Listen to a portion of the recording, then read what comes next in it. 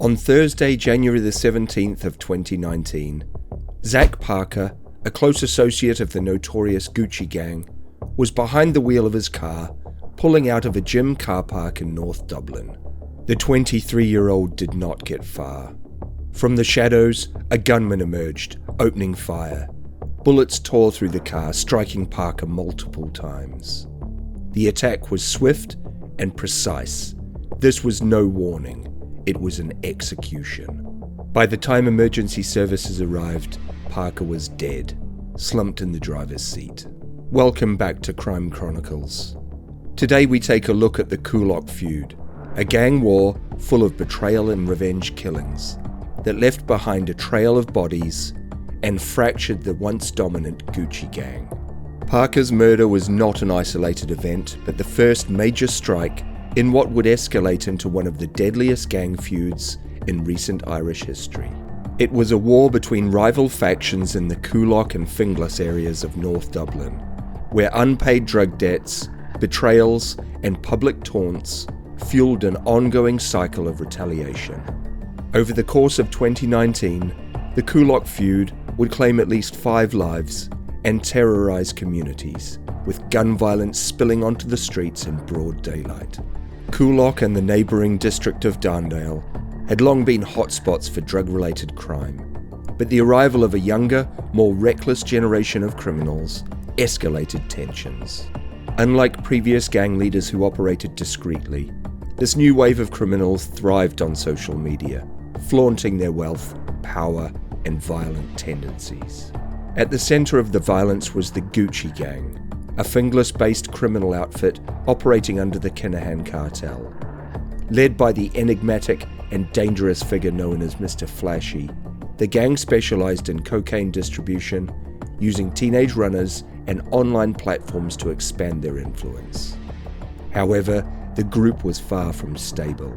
Internal betrayals, unpaid debts, and unchecked ambition led to bitter disputes that spiralled out of control. One of the key figures in the feud was Sean Little, an ambitious drug dealer from Coolock who had made a name for himself in Dublin's cocaine trade. Well connected with junior members of the Kinahan cartel, Little was expanding his business, stepping into territories controlled by more established criminals, including Mr. Big, a longtime crime boss overseeing much of Coolock's drug trade. This expansion made Little a target. Zack Parker was more than just an associate of Sean Little. He was a lifelong friend and business partner. But Parker found himself in serious trouble when authorities seized a stash of drugs he had secured on credit from the Gucci gang. In Irish gangland, it didn't matter the drugs had been confiscated, the debt still had to be paid. Parker's inability to repay what was rumoured to be up to €200,000 put him in the crosshairs of his own suppliers. His murder sent shockwaves through Dublin's underworld. Sean Little was devastated, but instead of retreating, he vowed revenge. He made no secret of his intentions, posting tributes to Parker on social media, filled with veiled threats. This only heightened the tensions within the Gucci gang. Some factions supported retribution, while others, including Mr. Flashy's inner circle, wanted to maintain business stability and avoid police scrutiny. The divide within the gang was growing, and soon it would reach a breaking point. Sean Little's desire for revenge made him a marked man. On May 21st of 2019, his body was discovered near a burning car in Belbriggan. He had been shot twice, once in the head and once in the chest, in a professional execution. His death was another statement killing, sending a clear message to anyone who might challenge the Gucci gang's authority. The reasons behind Little's murder remained debated. While his outspoken threats for revenge made him a liability, there were also rumours that he had grown too powerful and independent.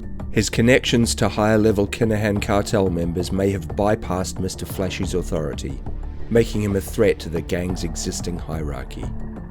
Whatever the reason, his death further escalated the Coolock feud. Less than 24 hours after Sean Little was killed, another life was taken. Jordan Davis, a close friend of Little, was gunned down in broad daylight while walking with his 4-month-old son in Darndale. The execution was brutal. Witnesses saw Davis attempt to flee, only to be pursued and shot multiple times. Fortunately, his baby remained unharmed in the buggy as the assassin cycled away from the scene. The timing of Davis's murder was significant. Just minutes before he was killed, he had posted a Facebook tribute to Sean Little. This made authorities suspect that Davis's execution was a direct continuation of the feud. One chilling detail emerged after his death.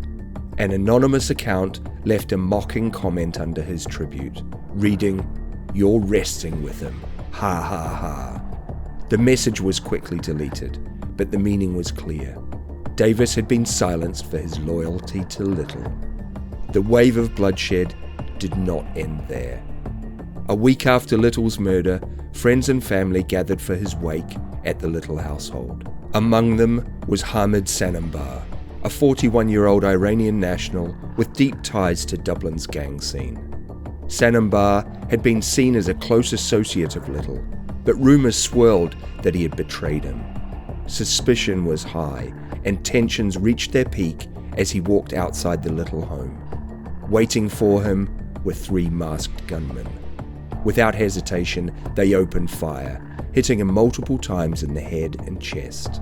He collapsed in the garden, dying almost instantly. Authorities later arrested a suspect in connection with Sanambar's killing. The man, a Dublin native in his 30s, had fled to Spain shortly after the murder, but was captured in July of 2024 in Costa del Sol for an unrelated crime. Investigators linked him to the hit using forensic evidence from a burner phone. However, many believed that Sanambar's execution was only part of a larger conspiracy. By late 2019, the Coolock Feud had claimed numerous lives. The next victim was Owen Bowen, a 22-year-old postman who had also been involved in street-level drug dealing. He had connections to Parker, Little and Davis, 3 men who had already been killed in the span of a year. Authorities had repeatedly warned Bowen that he was a marked man, advising him to leave Dublin, but he refused. On November 24th of 2019, Bowen was standing outside his home when a gunman approached and fired 9 shots, striking him in the chest and upper body. His death brought the total number of gang-related murders in Ireland that year to 10, with half of them tied directly to the Coolock Feud. The Coolock Feud may not dominate headlines today as it once did, but its impact on Dublin's underworld remains profound.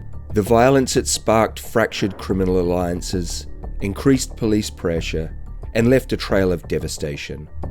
What began with a single execution in a gym car park spiraled into a ruthless cycle of revenge that engulfed North Dublin in bloodshed. Even as some of its key players are dead, arrested, or in hiding, the ripple effects of the Coolock Feud continue to shape the landscape of organised crime in Ireland. For many, it was a grim reminder that in the world of gangland disputes, debts are never truly forgiven, and violence only begets more violence. Thank you for joining us today on Crime Chronicles. Don't forget to like, subscribe, and share the channel with your friends.